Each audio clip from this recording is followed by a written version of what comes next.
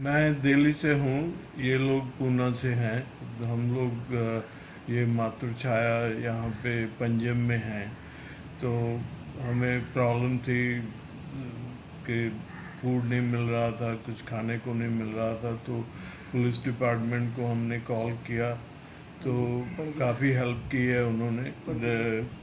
एक दिन तो फूड कुक करके भी भेजा सभी के लिए, और दूसरे दिन स्टोर का बताया कि भी वहाँ पे जा सकते हो आप, वहाँ से आपको कुछ मिल जाएगा।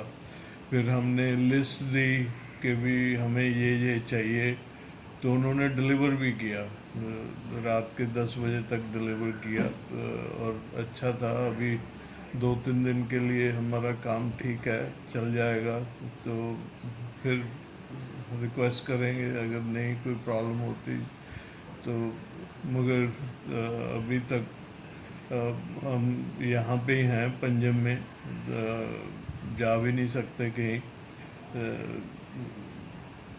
देखते हैं कैसे होता है।